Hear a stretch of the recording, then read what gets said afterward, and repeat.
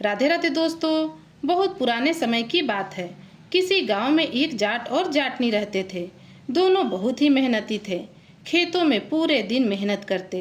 उनके खेतों में पैदावार भी खूब अच्छी होती, इसलिए रुपए पैसे की भी उनके पास कोई कमी ना थी।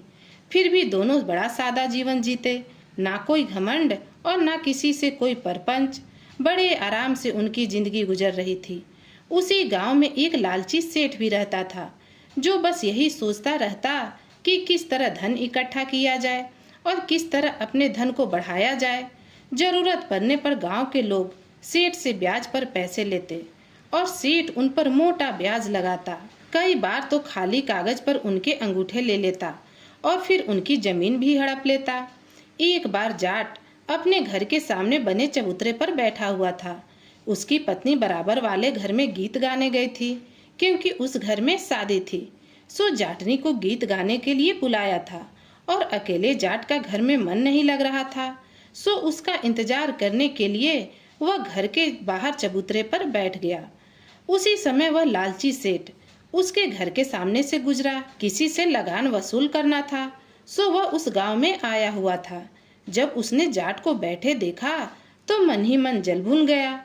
जलने का कारण यह भी था कि वह उस नगर के राजा के अलावा किसी और को अपने से ऊपर धनवान बनता हुआ नहीं देख सकता था, और जाट उससे कम पैसे वाला था नहीं। इसलिए वह सेठ जाट को जब भी देखता तो जल भुन जाता।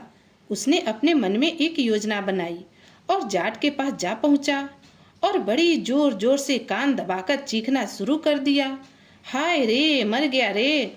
जाट उसके पास पहुंचा और पूछा, क्या हुआ सेठ जी, आपको कोई तकलीफ है? सेठ ने कहा, जरा देखना, मेरे कान में कोई कीड़ा घुस गया है और अंदर ही अंदर काट रहा है, जिससे मुझे बहुत पीड़ा हो रही है। जाट ने जैसे ही सेठ के कान में देखा, सेठ ने उसका हाथ पकड़ लिया और जोर जोर से चीखना शुरू कर दिया। सेठ का चीखना चिल्लाना सुनकर गांव के सभी लोग वहां पर इकट्ठे हो गए। जाट तो बेचारा हैरान था कि आखिर ऐसा हुआ क्या। सेठ ने उन सब लोगों से कहा, भाइयों, इस जाट ने मेरा कान चुरा लिया है। सेठ की यह बात सुनकर गांव वाले बड़े हैरान हुए कि भला कान की चोरी कैसे हो सकती है। उन्होंने सेठ को समझाया कि सेठ जी, आपका कान तो अपनी जगह पर ही है, चोरी कैसे हो गया? सेठ ने कहा, अरे मूर्खो, तुम्हें इतना भी पता नहीं, यह तो भगवान ने बस दिखाने के लिए इसकी संरचना की है। बाकी सुनने वाला कान तो इस कान के भीतर होता है।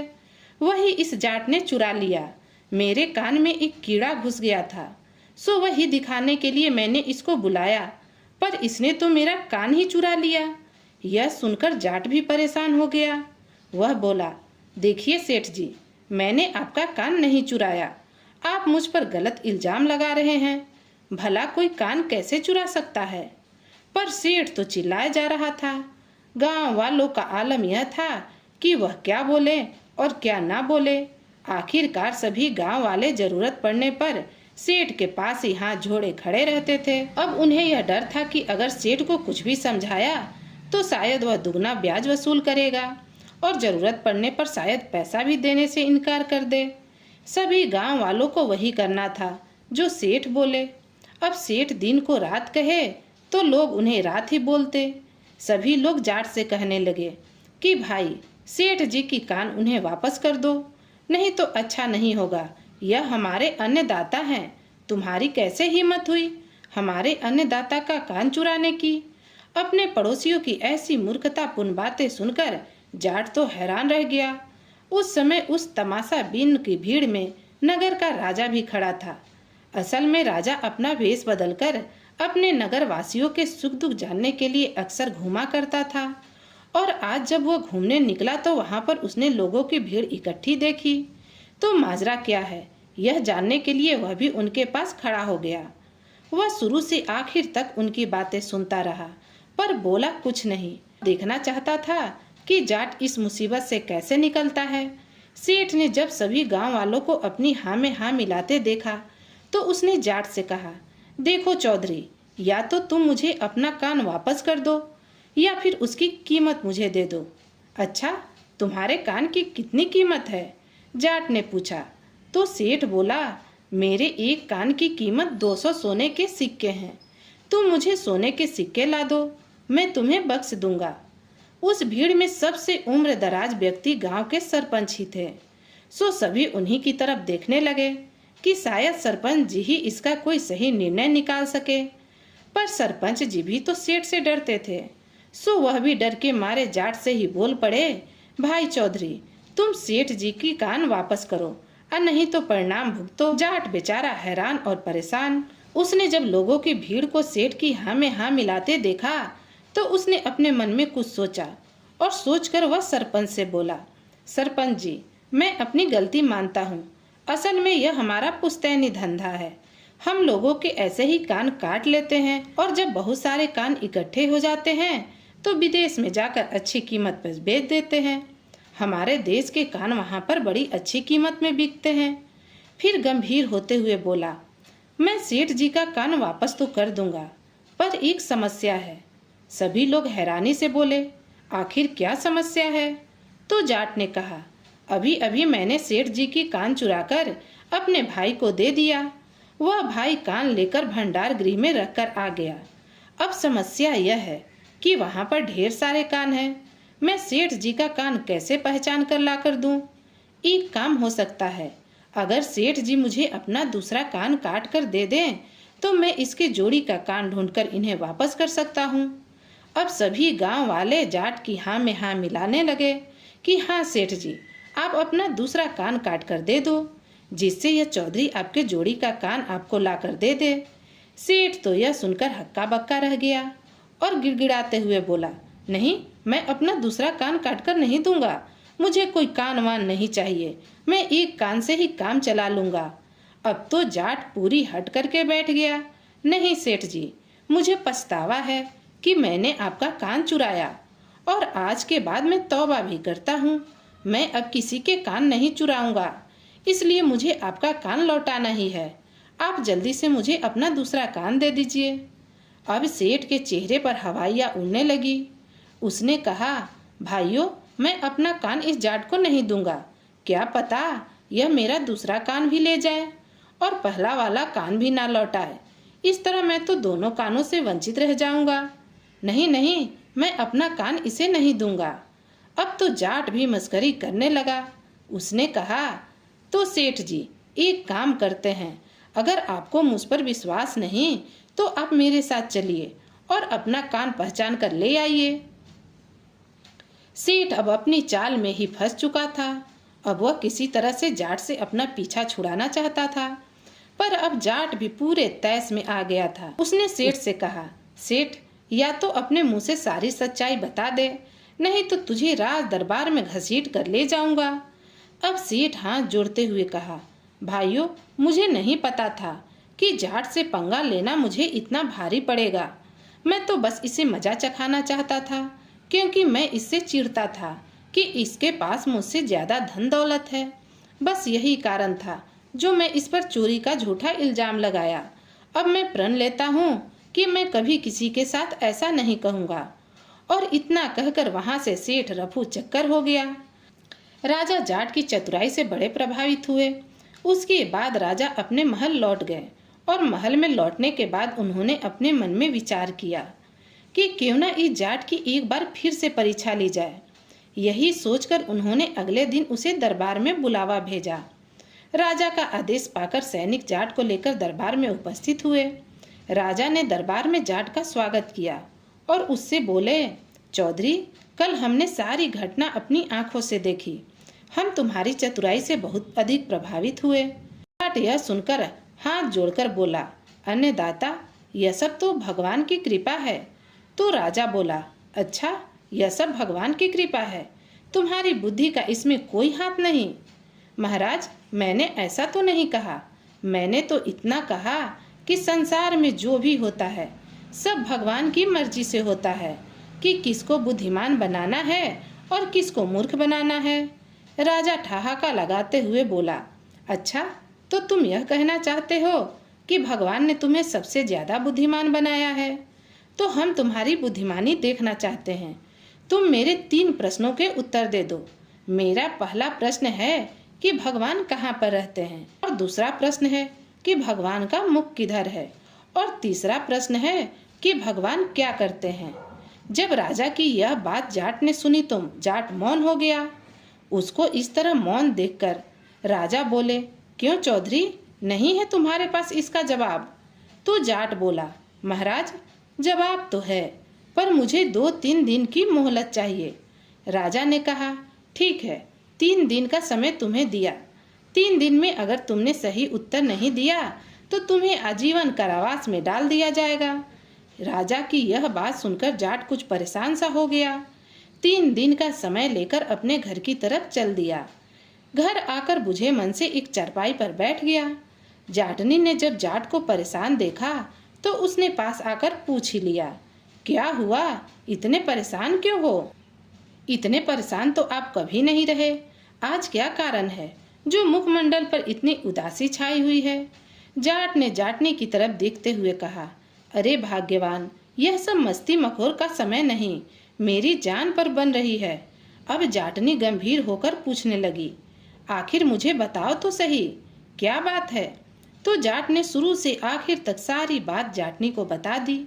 जाटनी कुछ देर सोचते हुए बोली, अच्छा, इतनी सी बात, यह भी कोई परेशान होने वाली बात है?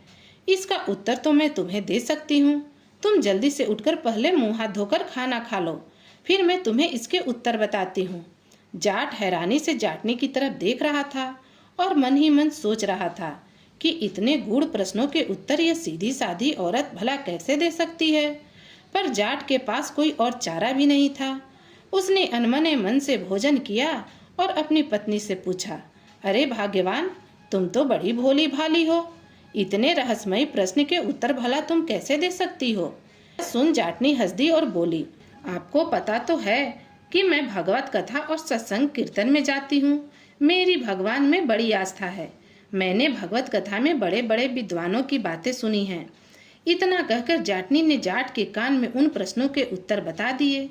अब जाट निश्चिंत होकर सो गया और 2 दिन बाद वह राज दरबार में फिर से उपस्थित हुआ।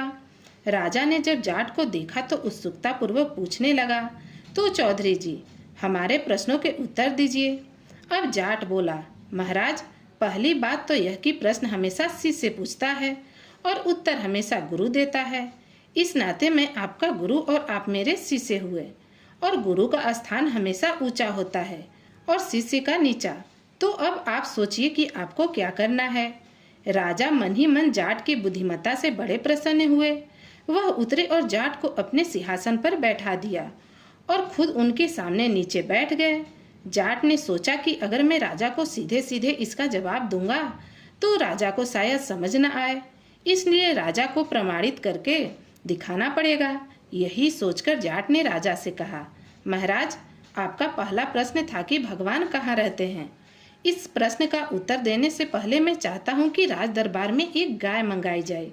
राजा ने तुरंत आदेश दिया कि जल्दी से जल्दी एक गाय लेकर आओ। थोड़ी देर में ही एक सिपाही गाय को लेकर दरबार में उपस्थित हुआ। गाय को देखते ही जाट ने राजा से पूछा, महाराज, गुस्ताखी माफ हो, पर मुझे आपसे एक प्रश्न पूछना है। इस गाय के समस्त शरीर में दूध कहाँ पर स्थित है? तो राजा बोला, यह भी कोई पूछने वाली बात है, दूध इसके थन में है। जाट हंसते हुए बोला, नहीं महाराज, दूध इसके समस्त शरीर में व्याप्त है। थन तो एकमात्र साधन है दूध को बाहर निकालने का। जब हम गाय को दूहते हैं तभी दूध बाहर आता है, नहीं तो थन में दूध नहीं होता। गाय के समस्त शरीर में दूध होता है जो कि हमें दिखाई नहीं देता और हम समझते हैं कि दूध थन में है। उसी तरह ईश्वर पूरे संसार में व्याप्त है जो कि हमें दिखाई नहीं देता। जिस प्रकार हम दूध के लिए गाय को दूहते हैं और दूध प्राप्त करते हैं, उसी तरह हम भगवान की भक्ति करके भगवान को प्राप्त करते हैं, यानी कि हम भगवान की कृपा प्राप्त करते हैं। तो महाराज, यह था आपके प्रश्न का उत्तर। बताइए आप इससे संतुष्ट हैं कि नहीं? राजा वाह वाह करके उठे और बोले, सच तुमने बहुत ही अद्भुत उत्तर दिया। अब दूसरे प्रश्न का उत्तर दो। राजा की बात सुनकर जाट बोला, महाराज, आपका दूसरा प्रश्न था कि भगवान का मुख किस दिशा में होता है। इसका उत्तर देने से पहले मुझे एक मोमबत्ती चाहिए। तुरंत ही एक मोमबत्ती मंगाई गई। जाट ने उस मोमबत्ती को जलाया और राजा से पूछा, महाराज, अब मुझे आप यह बताइए कि इसका मुख किस तरफ है और इस मोमबत्ती की रोशनी किस दिशा में पड़ रही है। राजा ने मोमबत्ती को ध्यान से देखा और बोले, इसका मुख ऊपर की तरफ है और इसका उजाला चारों दिशाओं में फैला हुआ है। भला यह कैसे पता चल सकता है कि इसका उजाला किस दिशा में है? जाट हंसते हुए बोला, तो महाराज, उसी तरह भगवान का मुख भी कोई एक दिशा में नहीं है। वह अंतर्यामी हैं, कड़कड़ में बसे हुए हैं। उनका मुख चारों दिशाओं में है और हम लोग ऊपर मुख करके देखते हैं कि भगवान का मुख ऊपर है, जिस तरह मोमबत्ती का मुख ऊपर है। अब आपके प्रश्न का उत्तर आपको मिल गया होगा। महाराज ने तालियां बजाते हुए कहा, चौधरी, वाकई में तुमने अद्भुत उत्तर दिया। अब जाट बोला, आपका तीसरा और आखिरी प्रश्न था कि भगवान क्या करते हैं। तो महाराज, इसका उत्तर देने से पहले मैं आपसे एक प्रश्न करना चाहता हूँ कि पूरे दिन आप इस सिंहासन पर बैठे बैठे क्या करते हैं? राजा ने जब यह बात सुनी तो क्रोधित होते हुए बोले, तुमने ऐसे कैसे कह दिया कि मैं क्या करता हूँ? तुम्हें पता नहीं सारे राज्य की जिम्मेवारी मेरे कंधों पर ही है। पूरी रात मैं सोता नहीं हूँ। भेष बदलकर नगर में लोगों के सुख दुख का पता लगाता रहता हूँ। भेष बदलकर नगर में घूम रहा था, तभी तो मैंने तुम्हारी बुद्धिमानी देखी। क्या तुम भूल गए? पूरे राज्य की व्यवस्था और राज दरबार को व्यवस्थित करना। राज्य में पानी की कमी तो नहीं हो रही, कोई भूखा तो नहीं मर रहा। पूरे राज दरबार और पूरे राज्य की बागडोर मेरे ही हाथों में तो है। सब कुछ मुझे ही करना होता है। राजा को इस तरह क्रोधित देखकर जाट हाथ जोड़कर बोला, महाराज, मेरे कहने का मतलब वह नहीं था जो आपने समझ लिया। मैं तो सिर्फ आपको यह समझाना चाहता हूँ कि आप इस नगर के राजा हैं और इस राज्य को संभालते हैं, सभी जरूरतों का ध्यान रखते हैं, सबकी बागडोर आपके हाथ में है। उसी तरह पूरे जगत का राजा वो ईश्वर है, पूरे संसार की बागडोर उसी के हाथ में है। सुबह को इंसान भूखा उठता तो है, पर रात को भूखा सोता नहीं। उस ईश्वर को हम परम पिता परमेश्वर कहते हैं। वही सबके पालनहार हैं। जो एक राजा एक राज्य के लिए करता है, वही परम पिता परमेश्वर पूरे संसार के लिए करता है।